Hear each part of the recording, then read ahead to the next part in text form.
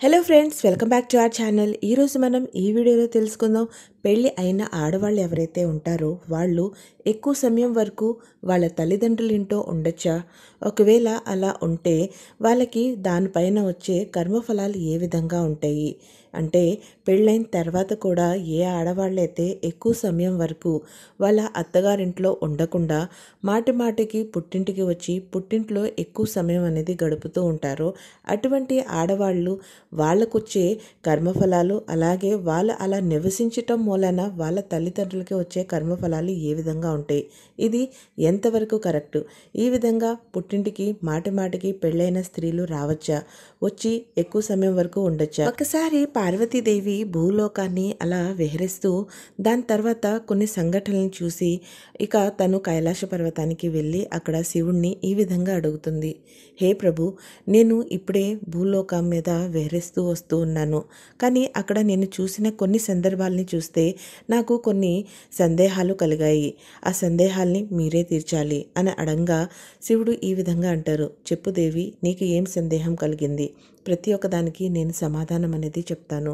అప్పుడు పార్వతీదేవి ఈ విధంగా అడుగుతుంది. చాలామంది ఆడవాళ్ళు వాళ్ళ పుట్టింట్లోనే ఉంటున్నారు, అంటే పెళ్ళైన తర్వాత కూడా వాళ్ళు ఎక్కువ సమయం వరకు వాళ్ళ తల్లిదండ్రుల ఇంట్లోనే ఉంటున్నారు. ఒకప్పుడైతే ఆడవాళ్ళకి చాలా చిన్న వయసులోనే వివాహం అనేది జరిగిపోయేది. ఇక వివాహం జరిగిన కాడి నుంచి తీసుకొని వాళ్ళు ఎప్పుడు కూడా వాళ్ళ భర్తతో నివసిస్తూ వాళ్ళ అత్తగారింట్లోనే ఉండేవాళ్ళు. కానీ ఇప్పుడు నేను చూసొస్తుంది ఏంటి అనంటే, చాలామంది ఆడవాళ్ళు వివాహం జరిగిన తర్వాత వాళ్ళు వాళ్ళ పుట్టింట్లోనే ఉంటున్నారు. ఈ విధంగా ఉండటం ఎంతవరకు సమంజసం? ఈ విధంగా చేస్తే సమాజంలో వాళ్ళకున్న ఎటువంటి గౌరవం అనేది దక్కుతుంది? ఇవన్నీ మీరు నాకు వివరంగా చెప్పవలసింది ఉంది అని చెప్పంగా శివుడు ఈ విధంగా చెప్తారు. సమస్త లోక కళ్యాణం జరిగేలాగా నువ్వు ఈ ప్రశ్న అనేది అడిగావు. ఈ ప్రశ్నకి సమాధానం ఒకవేళ నేను నీకు చెప్తే దీన్ని విన్న వాళ్ళందరికీ కూడా దీనికి సంబంధించిన ప్రశ్నకి జవాబు అనేది దొరుకుతుంది. లోక కళ్యాణం అనేది జరుగుతుంది. దీంతో ఎన్నో సమస్యలకి పరిష్కారం అనేది కూడా దొరుకుతుంది. కాబట్టి నేను నీకు దీనికి సమాధానం అనేది చెప్తాను. కానీ ఒక చిన్న కథని వింటే చాలు, నీకు నీ ప్రశ్నలన్నిటికీ సమాధానం అనేది దొరుకుతుంది. అయితే చాలా శ్రద్ధగా ఈ కథని విను, దీంట్లోనే నీకు కావాల్సిన అన్ని సమాధానాలు దొరుకుతాయి అని చెప్పంగా పార్వతీదేవి వెంటనే తప్పనిసరిగా నేను ఎంతో శ్రద్ధగా వింటాను, అలాగే దీని ప్రచారం కూడా చేస్తాను అని చెప్పంగా శివుడు ఈ విధంగా కథ చెప్పటం మొదలు పెడతారు. సో ఫ్రెండ్స్, ఇక మనం కథలోకి వెళ్దాం. దీనికైనా ముందు మీలో ఎవరైనా ఇంకా మా ఛానల్ని సబ్స్క్రైబ్ చేయకపోతే వెంటనే సబ్స్క్రైబ్ చేయండి. పక్కనే ఉన్న బెల్ ఐకాన్ని ప్రెస్ చేయండి, ఆల్ అని క్లిక్ చేయండి. దాంతో మేము పెట్టేటువంటి ఎన్నో ఇంట్రెస్టింగ్ వీడియోస్ వెంటనే నోటిఫికేషన్ రూపంలో మొట్టమొదటిగా మీ దగ్గరికే వచ్చేస్తుంది. ఈ కథ అనేది ఏదైతే ఉందో అది నా ప్రభువులు శ్రీ కృష్ణుల వారి కాలం, అంటే ద్వాపరి కాలంలో జరిగినది. అక్కడ మధుర్ అనే ప్రదేశంలో మథుర అనే ఒక నగరి ఉండేది. అక్కడ యదువంశికి సంబంధించిన ఉగ్రశ్రేణు అనే రాజు ఉండేవాళ్ళు. ఆయన ఎంతో పరాక్రముడు, ఎంతో బుద్ధివంతుడు, అలాగే ఎంతో ధర్మగుణాలు కలిగి ఉన్నవాడు. అప్పట్లోనే ఎంతో అతి పవిత్రమైన దేశం విదుర దేశానికి సంబంధించిన రాజు సత్యకేతు అనేవాళ్ళు ఉండేవాళ్ళు. తన పుత్రిక పేరు పద్మావతి. తను కూడా ఎంతో గుణవతి, శీలవంతి, అలాగే ధర్మాన్ని ఎంతగా పాటించే పుత్రిక అన్నమాట. అయితే వీళ్ళిద్దరికీ వివాహం అనేది జరుగుతుంది. వీళ్ళిద్దరూ ఎంతో మంచిగా వాళ్ళ సంసార జీవితాన్ని సాగనింపించేవాళ్ళు. అలాగే ఒకళ్ళ మాట ఒకళ్ళు వినేవాళ్ళు, ఒకళ్ళ మాటని ఒకళ్ళు గౌరవించుకునేవాళ్ళు. ఒకరిని విడిచిపెట్టి మరొకరు ఉండలేనంతగా ఉండేవాళ్ళు. ఉండంగా రాజు కూడా ఎక్కువగా పద్మావతితో, అంటే తన భార్యతో ఎంతో సమయాన్ని గడపటానికి ఇష్టపడేవాడు. తన లేందే తన లేడు అన్న విధంగా వాళ్ళిద్దరూ ఉండేవాళ్ళు. అయితే ఒకసారి సత్యకేతుకి తన పుత్రిక గుర్తొస్తుంది. తను తన దూతుల్ని అక్కడికి పంపిస్తాడు. అలాగే తన పుత్రిక ఏ విధంగా ఉంది, తన సంతోషంగా ఉందా లేదా అనేది కనుక్కొని చూసి రమ్మని చెప్తాడు. అలాగే వాళ్ళ దూతులు ఇక్కడికి వస్తారు. ఇక వాళ్ళు రాజుని అడుగుతారనమాట, ఈ విధంగా మమ్మల్ని రాజుగారు పంపించారు. రాజుగారికి తన పుత్రిక ఎంతో గుర్తొస్తుంది. అయితే వాళ్ళని సదర్వంగా తనతో పాటు తీసుకుని రమ్మని చెప్పేసి అడిగారు అని చెప్పేసి చెప్పంగా రాజు కూడా అనుకుంటారనమాట, పద్మావతికి కూడా కాస్త విశ్రాంతి అవసరం. తను కూడా తన అమ్మగారింటికి వెళ్తే కాస్త విశ్రాంతిని కోరుకుంటుంది. అయితే అలాగే అని చెప్పేసి తను పద్మావతిని వాళ్ళ నాన్నగారింటికి సాగనంపుతాడు. అలాగే తను అక్కడికి వెళ్ళిన తర్వాత వాళ్ళ అమ్మ నాన్నని చూసి ఎంతో ఆనందిస్తుంది. అలాగే ఎన్నో సంవత్సరాల తర్వాత తను మళ్ళీ తన పుట్టింటికి వచ్చింది కాబట్టి తన స్నేహితురాలతో అందరితో కలిసి తను బయటికి వెళ్తుందనమాట. ఇక్కడ అక్కడ ఎంతో ఆనందంగా తన సమయాన్ని గడుపుతుంది. తను పెళ్లి కాకముందు ఏ విధంగా అయితే సమయాన్ని గడిపేదో ఆ విధంగా తను గడుపుతూ ఉండేది. అలాగే మంచి మంచి వనానికి పువ్వులు ఉన్న చోట, అలాగే కొండలు నీళ్లు అలా ఉండే చోట అన్నిటికీ తను వెళ్తూ ఉండేది. అలా ఒకరోజు తను ఎంతగా అయితే ఆనందంగా ఉండటం మొదలుపెట్టింది అనంటే చిన్న చిన్నగా తన భర్తని తను మర్చిపోయింది.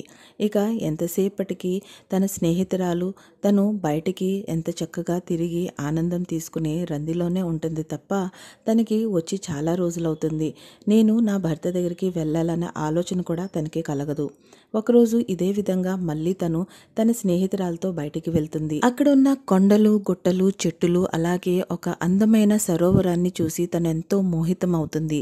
ఇక తన స్నేహితురాలతో ఆ సరోవరంలో దిగి జలకా క్రీడలు ఆడుతూ ఉంటుంది. అదే సమయంలో కుబేరుడికి సేవకుడు అంటే దేహిల్ అనే ఒక దానవుడు అక్కడి నుంచి ఆకాశ మార్గాన వెళ్తూ ఉంటాడు.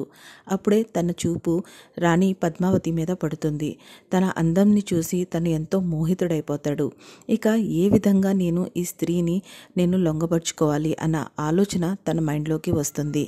ఆ సమయాన తను అక్కడి నుంచే చూస్తూ ఉంటాడు. తను చేసే పనులు తన అందం తన్ని కట్టిపడేస్తుంది. ఇక తనని ఎలా అయినా తనదాన్ని చేసుకోవాలనే ఒక దుర్బుద్ధి కలుగుతుంది. ఆ సమయాన తను చూస్తాడు తను వైవాహితంతో ఉంది. అయితే వివాహమైన స్త్రీని నేను ఏ విధంగా లొంగగలుచుకోను అని తను ఆలోచనలో పడతాడు. ఇక తనకి ఒక ఉపాయం వస్తుంది.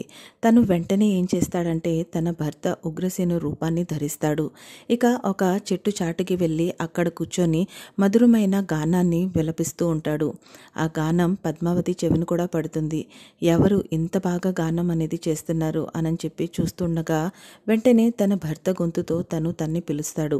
అక్కడికి వెళ్ళి చూడంగానే పద్మావతి షాక్కి గురవుతుంది. అదేంటి ఇంత దూరం నా భర్త ఇక్కడికి వచ్చాడా అని చెప్పి వెంటనే ఆ రాక్షసుడు నువ్వు లేందే నేను లేను, నువ్వు లేకుండా నేను ఎక్కడా ఉండలేను, నీ గుర్తుతో నేను ఎడదాకా వచ్చాను అని చెప్పి చెప్పంగా పద్మావతి కూడా నమ్మేస్తుంది. ఇక వాళ్ళిద్దరు కలిసి ఏకాంతంలో సమయాన్ని గడుపుతారు. కానీ వెంటనే పద్మావతికి అనుమానం కలుగుతుంది వచ్చినవాడు తన భర్త కాదు అనని. ఎందుకంటే తన భర్తకి గుప్తాంగం దగ్గర ఒక చిహ్నం ఉండేది, అది తిన దగ్గర లేదు. తను వెంటనే తన్ని దూరానికి నెట్టేసి అసలు నువ్వు ఎవరు, నువ్వు ఎందుకు ఇక్కడికి వచ్చావు అని చెప్పంగా వెంటనే రాక్షసుడు తన రూపం ధరిస్తాడు. ఇక తను చెప్తాడనమాట, నేను ఈ విధంగా వచ్చాను అని చెప్పేసి, దుష్టుడా నువ్వు ఇంత పెద్ద పాపం చేసావు, అలాగే నన్ను కూడా ఈ పాపానికి ఈ లోనయ్యేలాగా చేశావు, నేను నిన్ను శపిస్తాను అని చెప్పంగా వెంటనే తను అంటాడు, ఏ విధంగా నువ్వు నన్ను శపిస్తావు, నువ్వు పతివ్రత అని చెప్పేసి చెప్పుకుంటున్నావు, కానీ నువ్వు నీ భర్తని వదిలేసి ఎంతకాలం నుంచి నీ తండ్రి ఇంట్లో ఉంటున్నావు, అలాంటి సమయంలో నువ్వు ఏ విధంగా పతివ్రత అవుతావు? పతిని ఎప్పుడూ పక్కన పెట్టుకొని పతి స్మరిస్తూ, అలాగే అది మంచోడైనా చెడ్డోడైనా ఎటువంటిడైనా సరే పతితో కలిసి ఉండే వాళ్ళనే పతివ్రత అని అంటారు. కానీ నువ్వు ఇక్కడికి వచ్చావు, నీ భర్త మీద నీకు ఎటువంటి ఆలోచన లేదు, భర్తున్న ఆలోచన కూడా నువ్వు మర్చిపోయి ఇక్కడ పుట్టింట్లో ఉండి నీ స్నేహితురాలతో నువ్వు గడుపుతున్నావు అని చెప్పంగా వెంటనే తను అక్కడి నుంచి వేడ్చుకుంటూ వెళ్ళిపోతూ ఉంటుంది. అప్పుడే తన స్నేహితురాలు కూడా వచ్చి అడుగుతారు ఏమైంది అని చెప్పేసి. వెంటనే తను జరిగిందంతా చెప్తుంది. ఇక అక్కడి నుంచి వాళ్ళు రాజమహల్కి వెళ్ళిపోతారు. అక్కడికి వెళ్ళిన తర్వాత రాణిగారి మాతకి రాజమాతకు కూడా వాళ్ళు జరిగిందంతా చెప్తారు. తను రాజుకి చెప్తుంది. రాజు ఇంకా ఒక క్షణాన్ని కూడా తన్ని అక్కడ ఉంచుకోకుండా వెంటనే సౌగర్వంగా మళ్ళీ తన భర్త దగ్గరికి పంపించేస్తాడు. ఇక అక్కడికి వెళ్ళిన తర్వాత తన భర్త ఎంతో ఆనందంగా ఉంటాడు. నువ్వు వచ్చేసావా, నువ్వు లేదే నిజంగానే నేను ఉండలేకపోతున్నాను, నువ్వు ఇంత తొందరగా మన ఇంటికి వచ్చేస్తావని చెప్పేసి నేను అనుకోలేదు అని చెప్పి తన దగ్గరికి తీసుకుంటారు.